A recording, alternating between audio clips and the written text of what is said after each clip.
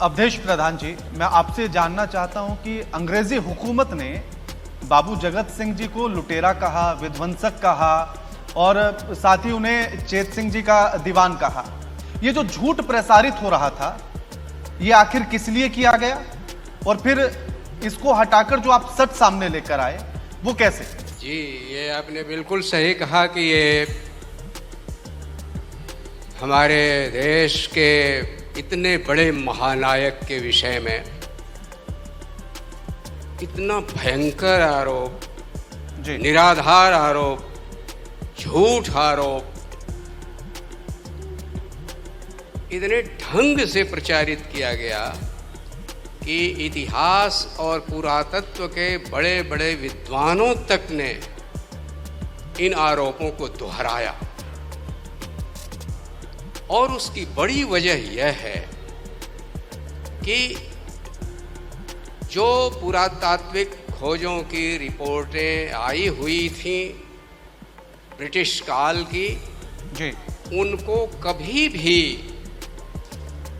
जांचने की कोशिश नहीं की गई है।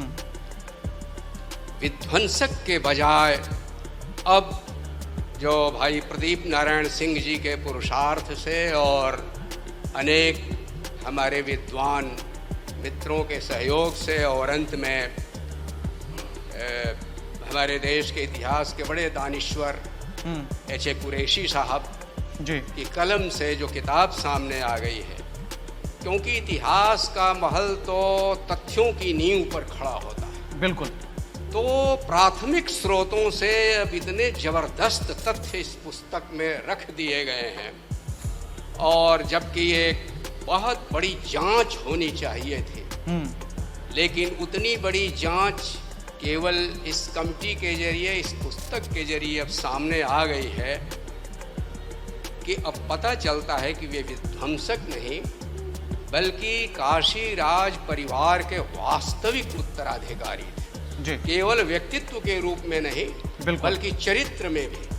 और लुटेरा के बजाय उन्होंने काशी की संस्कृति को निर्मित करने में और ख़ास तौर से जो गंगा जमुनी तहजीब है अपने यहाँ की, जो कंपोजिट कल्चर है, उसके आदर्श संरक्षक के रूप में यह किताब उनको सामने लाती है। ये एक बहुत बड़ा काम हुआ है, ये हमारे नगर के लिए और पूरे देश के लिए और इतिहास के अकादमिक क्षेत्र के लिए भी बहुत बड़ा काम हुआ है।